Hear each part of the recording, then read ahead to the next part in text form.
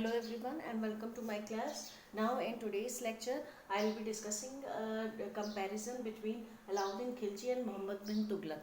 Right, one is from Khilji dynasty and another is from Tughlaq dynasty as their names are suggesting. Right, so let's begin the topic. Now both these rulers have faced the invasion of Mongols, of Genghis Khan, Mongol region. To understand these things, let's see the map where exactly Mongolia is. Now, this is Asia, India. Above India we have China, and on the northeastern side of China, above here is Mongolia.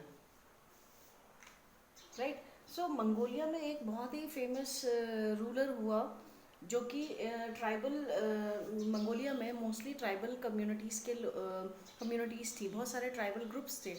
तो जिंगेज Khan was the person जो एक ऐसी ही tribe का head था, leader था. उसने बहुत सारे कबीलों को एकजुट किया था, ऑर्गेनाइज किया था and he built an army. And खास बात ये थी कि मंगोलिया को अगर आज की डेट में जाना जाता है तो मंगोल्स को जाना जाता है वो इसलिए क्योंकि due to Genghis Khan he invaded these regions of not only Asia but Europe and this region, Africa, parts of northern Africa. So this region was under his till Black Sea. यहाँ पे Europe के black सी तक इसने अपनी एक empire खड़ी कर ली थी जिंगेज खान ने. राइट, और मंगोलियंस को इनके लड़ाइयों के लिए जाना जाता है. राइट, तो मंगोलिया का जब Genghis Khan he captured the Transoxiana region. Now where exactly the Transoxiana region is, when we deal with history, when we deal with past, तो काफ़ी नाम जो है आज की डेट में बदल चुके हैं. राइट, तो ट्रांसऑक्सियाना वर्ड अगर आप सुनते हैं तो वो बेसिकली ईरान का नॉर्थ ईस्टर्न हिस्सा है, समवेयर हियर. यहाँ पे आपका पहले ब्लैक सी पड़ेगा इस टाइप का डब्ल्यू के शेप में, और फिर एक आता है कैस्पियन सी. ठीक है, कैस्पियन सी के इस तरफ ईरान है और ईरान का नॉर्थ ईस्टर्न रीजन यहाँ पे, ये रीजन जो है सेंट्रल एशिया में आता है, मतलब सेंट्रल एशिया का एक हिस्सा है. इसको ट्रांसऑक्सियाना कहते हैं. और यहाँ से यहाँ तक इसने अपनी ब्लैक सी तक इसने अपनी एम्पायर ऐसे खड़ी की थी. और इस यहाँ जब इस रीजन से ये इंडिया की ओर बढ़ा था, और अलाउद्दीन खिलजी और मोहम्मद बिन तुगलक के समय पे इसने भारत पे कई बार अटैक किए थे. Right, so when we talk about the Alauddin Khilji, the Mongolian invasion took place twice. Two times they have attacked India, in 1299 and 1300 में, और दूसरा 1302 से लेकर 3 में ये मंगोलियन अटैक इंडिया में हुए जब अलाउद्दीन खिलजी रूल कर रहा था. राइट, सो अलाउद्दीन खिलजी जानता था कि चिंगेज खान की army is known for their brutal behaviour. वो सिर्फ अपने एनिमीज़ को मारते नहीं थे बल्कि बहुत बुरी तरह से मारते थे. राइट, किसी को भी ज़िंदा नहीं छोड़ते थे, चाहे बच्चे हों, बुज़ुर्ग हों, औरतें हों, किसी को भी ज़िंदा नहीं छोड़ते थे रास्ते में जो भी आता था. तो इसलिए अलाउद्दीन खिलजी ने अपनी प्रजा को बचाने के लिए या अपने एम्पायर को बचाने के लिए ही टुक अ डिफेंसिव मेजर. उसने बचाव का रास्ता अपनाया. राइट, और not attacking on them but he adopted defensive measure. Whereas जब मोहम्मद बिन तुगलक की बात हम करते हैं तो उसके जब वो राजा बना, सुल्तान बना, तो उसके इनिशियल फेजेस में ही ये अटैक, मंगोलियन अटैक हुए थे दिल्ली पर. इसमें जो है ये मोहम्मद बिन तुगलक जो है वो अपनी आर्मी की मदद से इस अटैक को रिपेल करने में कामयाब हुआ था, और कहीं ना कहीं उसने मंगोलियन आर्मी को हराया था, जिससे कि उसका मोरल इतना बूस्टअप हुआ कि उसने ये प्लान किया कि in future he will be attacking Transoxiana region. Right, तो उसका ये प्लानिंग थी कि मैं एक बहुत इससे भी बड़ी आर्मी और बनाऊंगा जिससे कि मैं ट्रांसऑक्सियाना रीजन पे कब्जा करूंगा, क्योंकि वो एक बार मंगोलियंस को हरा चुका था. राइट, नाउ अलाउद्दीन खिलजी ने एक नए शहर की एक नए फोर्ट की रचना की, सीरी फोर्ट जैसे हम कह रहे हैं, वहाँ पे उसने गैरिसन टाउन बनाया। गैरिसन टाउन मैंने आपको पहले ही बता दिया, जहाँ पे सोल्जर्स को रहने की व्यवस्था होती है। तो उसने इस पे बहुत खर्चा किया, कंस्ट्रक्ट एक नया टाउन के को कंस्ट्रक्शन करवा के सिर्फ सोल्जर्स के लिए उसने बहुत खर्चा किया इस पे, right. Where as Mohammad bin Tughlaq ने क्या किया, instead of constructing new town, उसने जो अपने दिल्ली एक ना जो उसका गैरिसन टाउन था उसे खाली करवाया, वहाँ जो लोग रह रहे थे उसे खाली करवाया अपने सोल्जर्स के लिए, और वहाँ पे रहने वाले लोगों को शिफ्ट किया दौलताबाद, साउथ इंडिया में, राइट। जिससे कहीं ना कहीं उसके अपने लोगों का जो है वो बहुत ही गुस्सा उससे हुए, अपने सुल्तान से, क्योंकि उन्हें अपनी जगहें छोड़ के जानी पड़ रही थी। So they started resenting against their own ruler, right?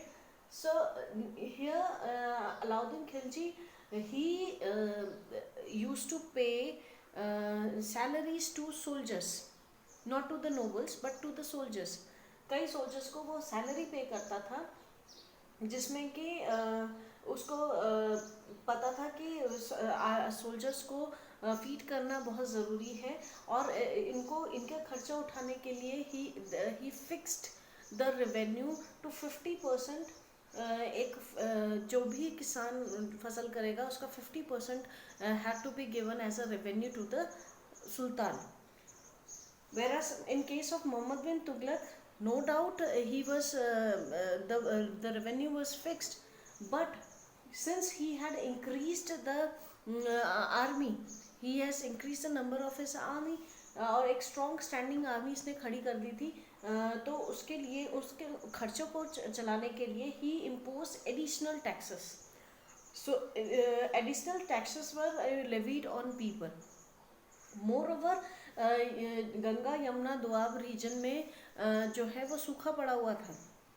ये जो उसका स्टेप था वो उस दौरान हुआ जबकि वहाँ पे ऑलरेडी फसल नहीं हो रही थी सूखा होने के कारण, जिसकी वजह से what happened, people started resenting, जनता जो है उसके खिलाफ होती गई कि already we are paying tax, जबकि प्रोड्यूस इतना नहीं हो रहा है, जो हो रहा है वो भी स्टेट ले जा रहा है, सुल्तान ले जा रहा है, और अब उसके ऊपर और एडिशनल उनको रेवेन्यू पे करना पड़ रहा था। तो people started disliking Mohammad bin Tughlaq.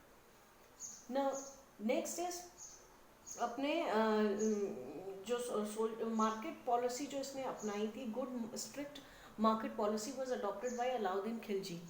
किसी तरह का एडमिनिस्ट्रेशन में करप्शन ना हो, कोई अपनी मनमर्जी से मार्केट में सामान बेचे या खरीदे नहीं, तो ऐसे के लिए उसने फिक्स्ड रूल्स बना दिए थे मार्केट के, जिसमें कि ये स्टेट तय करता था कि कितना दाम पे प्रोड्यूस को बेचना है, गुड्स को बेचना है, वो प्राइसेस जो है वो स्टेट फिक्स करेगा, कोई अपनी मनमर्जी नहीं करेगा, जिससे कि